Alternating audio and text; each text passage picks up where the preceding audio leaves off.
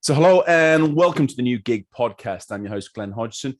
And today I'm delighted to be joined by the co-founder of LOANHOOD, Lucy Hall. How are you doing, Lucy? Hi, Glenn. I'm good. How are you? I'm doing very well. Let's kick off by just hearing a little bit about your background, but also LOANHOOD. What are you up to?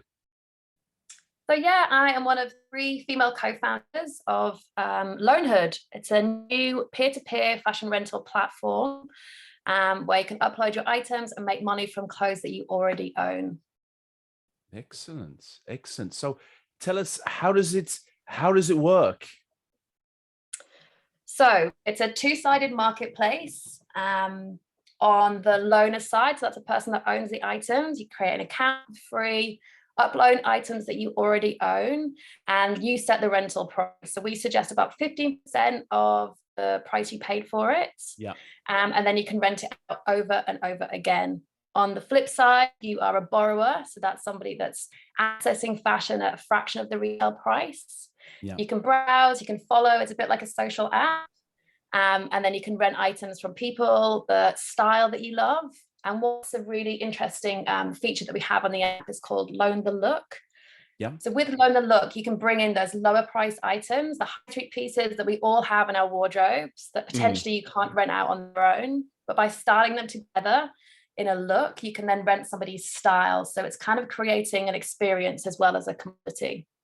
Excellent, excellent. Because this is one of the areas that people talk about fast fashion, the environmental impact, the cost of, sort of buying stuff that you maybe wear once, twice, and it's either too small or you don't like it anymore. And people's wardrobes, closets, full of things they're not using. And if there's an opportunity to make it work for them, bring in an income, why not?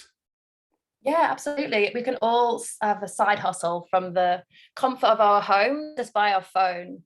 And I think we're all guilty of buying items and wearing them once or twice. It's traditionally kind of occasion wear. So if it's for wedding, especially for guys, if it's a suit or active wear like ski wear. But we see that kind of moving into a younger demographic. So we're really targeting Gen Z. Yes. Students, young creatives, because they've grown up with social media and they have the pressure of having to change their outfits regularly because they're posting it on Instagram. They don't want to be seen wearing it twice. Yes. So with rental, you can access those clothes on a regular basis. Every day is an occasion when you're young and going out all the time, and even going into uni. If you're a fashion student, it's like a fashion catwalk. You want your best.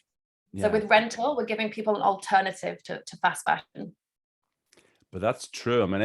Every day, I think it was Shakespeare who said that all the world's a stage and all of us are actors. And I think that, you never get a second chance to make a first impression as well. So why not? And if there's a better way of doing this than just having an opportunity to buy loads and loads of things, sounds like a great solution to a very common problem, Lucy. Thanks. We think so. Brilliant. And how does it work in terms of, sizing, things like that? How would I go about sort of putting myself in this from a kind of a user borrower perspective?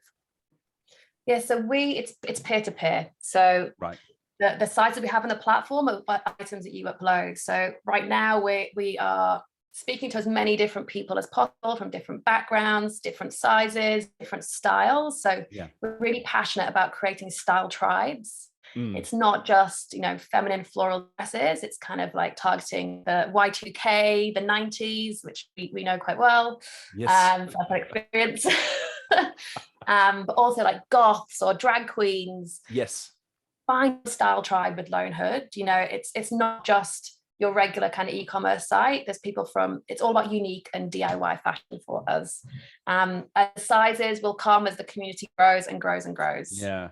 So it's creating a movement in the community as well. It's not just a matching platform or a straight sort of transactional piece. What it sounds like, Lucy, is this is something that's actually sort of creating communities and an opportunity for people to be able to share, starting with clothes, but more sort of ideas, ways of living, and also outlook here.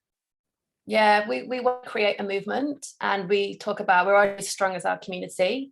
Yeah. We actually run these community-driven clothes swaps, is where we started testing the idea of circular fashion. Yeah. And we will continue to do those because it's an amazing opportunity for people from all backgrounds to swap clothes for free. Yeah. But for those items that you do want to monetize, the rental platform is where it's at. Yeah. And we don't have users, we have partners. So yes. this is for you. We don't hold any inventory. We're facilitating a community, and it also allows you to kind of keep money in communities. So what we found is that fashion is a feminist issue because the people making the clothes in faraway countries, the garment workers, are often female. Yes. The people that are spending the most amount of money on fashion, or most of the disposable income, it comes from women. Yeah. And you're feeding into a system that is headed by men at the top. Right. Okay. So by keeping the money within communities, we're helping them to thrive. That side hustle is not only allowing you to access clothes at a fraction of the cost, but it's also feeding into building up your community and empowering each other to really make a difference. Absolutely. Great goals within this as well. And Lucy, how the heck did you get into this? What was why did you choose this field and not something else? What's your background that sort of took you into this area? So my background is fashion and hospitality. So as a teen, I worked in restaurants, and I loved restaurants. I loved the hustle and bustle, the being able to talk to people, that connectivity, and I just love food. I mean, who doesn't? But, you know, as things go, I fell into a career as a model agent. And that's where I met my co-founder, Jade. We were actually from the same place, but we met in London at Models One. I was her booker. She was a model, and she continued on that path of being a model for 10, 12 years. She's still a model now. Yeah. And I also went down the path of being a model agent, but then I decided to kind of go on a lifelong dream of opening my own restaurant. So I quit my job at a friend of mine, and I set up a restaurant in Covent Garden. I ran that for 3 years. Incredible experience. Highs, the lows, the good weeks, the bad weeks. And that's kind of where sustainability came into my life, because we have that much more of a connection with where food comes from. So eating local, eating seasonal, eating organic, we understand that that's good for us. But with fashion, we have a total disconnect. We don't realize that it comes from India and it's traveled through 6 countries before it gets to us. Right. Yeah. I wasn't having that same connection. So when I went back into the fashion industry, I knew I couldn't continue to encourage people to consume more and more when they didn't need to. So Jade was actually studying her master's at LCF, looking at the future of fashion. And she came up with the idea for peer-to-peer rental. She came to me, said, can you help me execute it? I was like, hell yeah, sign me up. We then found Jen, our third co-founder, who is a graphic designer by trade, who'd also been working in the fashion industry and wasn't sitting right for her. So we were like, how can we use our skills to make a difference, make sustainable fashion more accessible to more people? Yeah. And that's kind of where LOANHOOD was born, across drinks in a pub in East London. Well, it sounds like all good ideas do. Yeah, great place to start it off. And I think that, you know, that coming to this sort of societal need with your own passion, your own interest, and matching the two together is a great starting point for these things anyway, Lucy. And of course, you know, something that's very well needed, but of course, using some knowledge, expertise, and that know-how to be able to do it right and meet the needs of all the audiences, basically. Yeah, we don't pretend to be perfect. You know, we're on a sustainable journey like everybody else. Yeah. We're learning. I mean, during the pandemic, we wanted to launch pre-pandemic, and we decided not to. And we spent that time learning more and more about fashion rental. You know, it's a very new industry. How can we be the best version of ourselves? Also about sustainability, marketing, lots of different things. And we're still on that learning journey, and we always will be. You know, every day is a school day. And that will continue in the business, and we learn from our community, which is the really nice thing as well. And that's great. And I think it's a very sort of modern way of looking at things, always being beta. You know, you can always change, always up to date. Yes. I think that's a good way of doing these things. But tell me about the audience. I mean, I can't profess to understand really Gen Z too much, but of course this is a key focus for you. how is the sort of the mentality, the outlook, and the sort of the needs and wants of Gen Z being so important, and how does it differ from what went before, basically? What we've found is that Gen Z are very conflicted. You know, they've grown up with social media. They've grown up with lots of social issues at the forefront of their minds, you know, climate change, Black Lives Matters, Yeah. LGBTQ coming into mainstream. People have, for a younger audience, they're dealing with lots and lots of issues, and they really want to be sustainable, and they want to fix the fashion industry because they can see how bad it is for the environment, but they still want that fashion fix. They still want to look good. They still want to be creative. And because of their social presence, they need to look different, but wear different outfits on different occasions. So that's where we came at. How can we provide a service that solves that problem? So yeah, digital natives, they want apps. That's what we built. We built an app for them. Excellent. And this is it, is really sort of catering to their needs and consuming on their terms. Because for a long time, it's been basically the idea of people sort of sat around in boardrooms. They're the ones who are deciding the rules of the game, whereas it seems to be things have changed. It's sort of the consumers or potential consumers. They're the ones who decide what the framework is and how these things should work. And if you can't cater to their needs, then basically you're not going to have an audience. Yeah, like especially after COP26 and all the things that are going on in government, and we've seen leaders around the world just let us down time and time again. Yeah. We have to take matters into our own hands, and what can we do as business leaders, entrepreneurs? What can we do to empower communities to make a difference? And that's what we're trying to do. Like I said, we're not perfect, but if we can make a small difference and we can inspire governments or other business leaders to do that and join us on this journey, then we've set out with what we plan to do. Well, absolutely, Lucy. And I think this is great sort of strength to yourselves, seeing some of the issues that absolutely exist, and not waiting for someone else to solve the problems when it realizes that, you know, you're probably better equipped, have better knowledge and more abilities to make a dent, however big, however small, but to actually make a change there, as opposed to waiting for someone who probably doesn't really care about it. And I think also yourselves, but also your audience, are much more aware of greenwashing and saying things just to seem trendy and seem woke, but not really believing in any of it at the end of the day. And I think sort of the ability to be authentic and be able to cut through that is more important than ever before. Yeah, we're all about being real. No greenwashing here, and it's exciting to see that there's actually legislation coming into place in the UK, in the US, to stop brands particularly feeding into this kind of sustainability as a buzzword. We all need to work together here. Like this is not going to change unless we work together. So having this kind of open source, I know Adidas and Allbirds and other brands are having this kind of open source where, like, we've tested this is what we've learned, we've got a ton behind us, and we have resources that investigate and learn more about how we can be sustainable, and we're sharing this with you because at the end of the day, we need to work together to make a difference. This is bigger than individual. Exactly. So creating that movement. So what does this mean for the fashion industry? I mean, the fashion industry has been under pressure for, you know, for the products that are used, how it's produced, sort of this kind of disposable society approach. What does this mean for the fashion industry and how they're going to have to adapt and maybe have your model in mind when they're actually producing clothes? Yeah, well, how we see it for LOANHOOD and other rental platforms is we're giving space to the fashion industry. So by utilizing items we already have, people don't necessarily have to buy as much.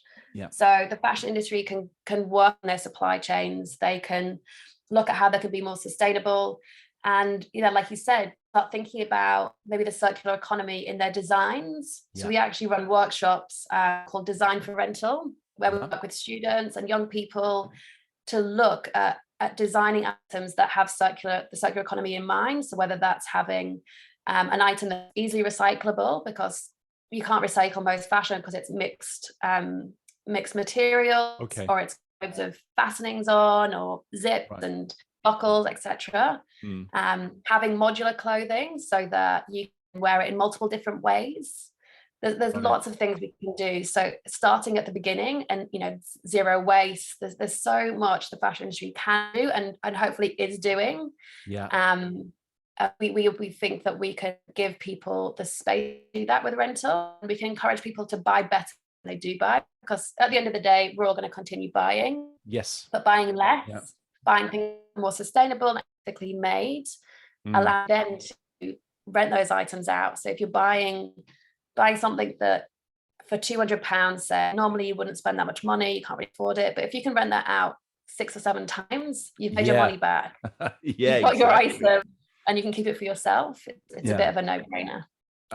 Absolutely. And I mean, encourage this mindset as well. And I really like the point there about actually having this sort of this modular element that actually by design. So it's not just you coming in, but more and more that, you know, from the beginning, this kind of concept is built into the production and how it can be used and how can it be sort of shared into the future as well. I think sort of is more helpful for everyone. So this is really positive. And at the moment you're operating, this is going to be UK only, or what's the plans for the future, basically, Lucy?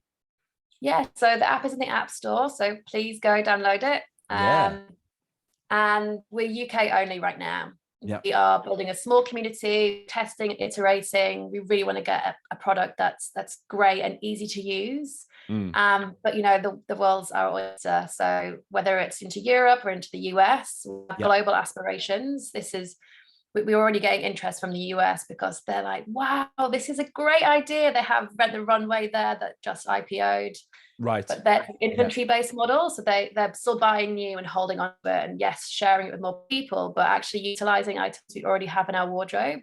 Yeah. There's a famous quote by Fashion Revolution's Orso de Castro that says the most sustainable item is the one already hanging in your closet.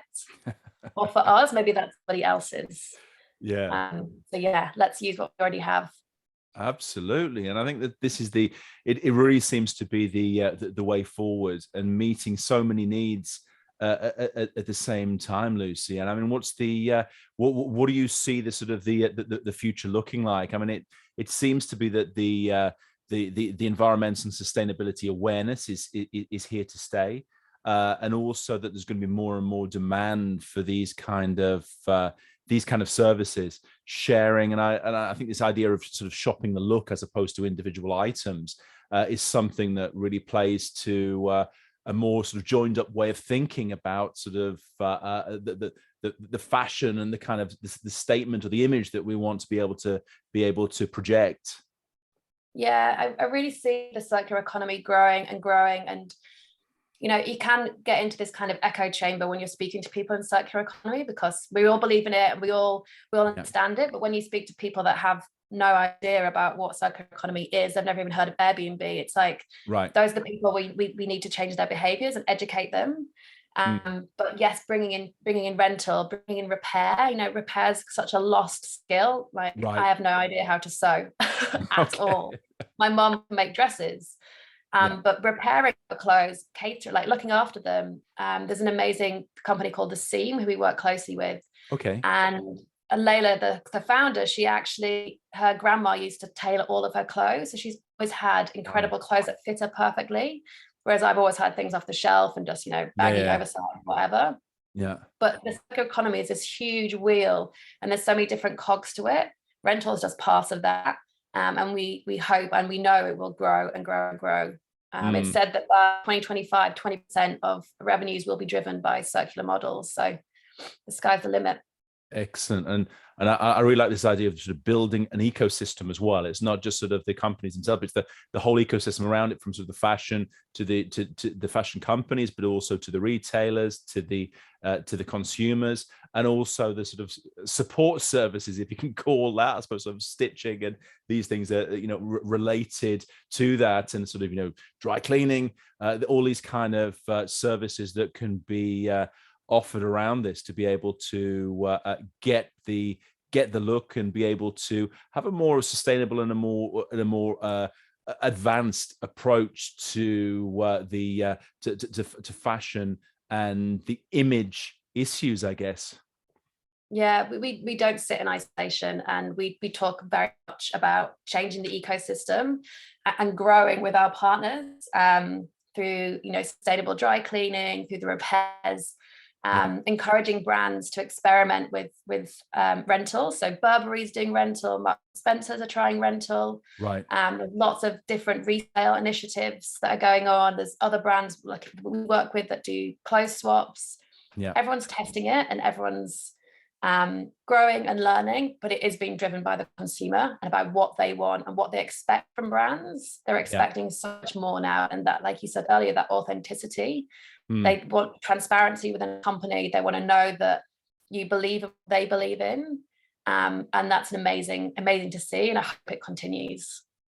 I hope so too, Lucy. I just love your enthusiasm, your energy, but also the way in which you sort of bringing these things to life. And I think that sort of that example of sort of seeing a problem and not just complaining about it, get out there and do something and make the change that you want to see, I think is very inspiring. And I think it will be a lot of people, for a lot of people listening and watching this as well. Yeah, I'm a problem solver. Show me a problem and I will try my very best to solve it. This is a huge problem and it's something I'll be solving for a long time to come. But yeah, very passionate about it. And yeah, I love what I do. So it's an easy job. Fantastic. Lucy Hall there. Thank you very much indeed for your time, and really open invitation to come back and let us know how this is going and how it's developing over the months to come. Oh, definitely. I'll be back. Don't worry. Thank you very much indeed. Thanks so much.